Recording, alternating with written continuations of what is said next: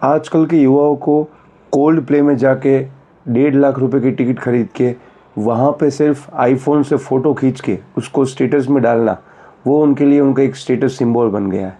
लेकिन वही युवाओं को अगर हम ऐसा बोले कि आप अपने इसी पैसों को मार्केट में इन्वेस्ट करो और आप इसी पैसों को काम पे लगाओ जिससे आपके ये पैसे फ्यूचर में आपके लिए काम करेंगे, तो वो ऐसा करेंगे नहीं।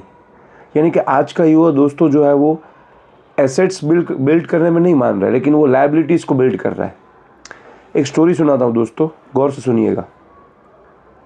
दिल्ली के अराउंड 1960 के अराउंड एक फैमिली थी जिसमें 2 बेटे थे। फादर रिटायर्ड होने की तैयारी में थे एंड उस टाइम पे 1 लाख रुपए बहुत ज़्यादा वैल्यू होती थी उसकी।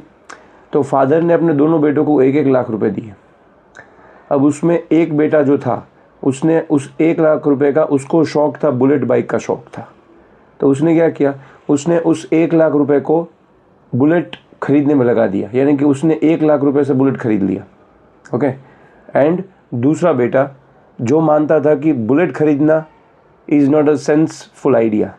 ओके। तो उसने क्या किया, उसी 1 लाख रुपए को इन्वेस्ट कर दिया, उसी 1 लाख रुपए को निवेश कर दिया उसका जो बुलेट बनाती है उस कंपनी के शेयर में, यानी कि Eicher Motors. Okay. Eicher Motors दोस्तों बुलेट बनाती है। उस टाइम पे उस शेयर का प्राइस था समथिंग कुछ 50-70 रुपीज़ के अराउंड।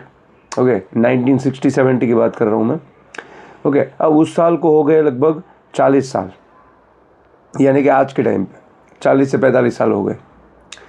सो आज की डेट में वो जो पहला बेटा जिसने बुलेट बाइक खरीदी थी, उसकी बुलेट की बाइक की वैल्यू आज की डेट में ऑलमोस्ट 0 हो चुकी है। क्योंकि हमें पता है दोस्तों कि जितनी भी मशीनरीज होती है उसमें डेप्रिसिएशन लगता है, हर साल उसकी कीमत कम होती है।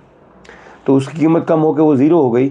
और उसका दूसरा बेटा जिसने समझदारी से डिसीजन लिया, समझदारी से फैसला किया एंड उसने अपने पैसों को उस कंपनी में लगाया जो बुलेट बनाती है। और आज उस कंपनी का जो शेयर प्राइस है वो 3 से 3,500 हज़ार रुपये के आजू बाजू है। सो इस 40 साल में उसने बहुत बड़ी वेल्थ बिल्ड कर ली। उसने लगभग 2 से 1.5 करोड़ रुपए की वेल्थ बिल्ड कर ली और उससे वो ऐसे कई सारे बुलेट्स खरीद सकता है। तो समझे दोस्तों, ये फ़र्क होता है समझदारी का। एक बेटे ने लायबिलिटी को क्रिएट किया और एक बेटे ने एसेट को क्रिएट किया। आप भी मुझे कमेंट करके ज़रूर बताइए, आपको एसेट्स क्रिएट करने में इंटरेस्ट है, लायबिलिटीज़।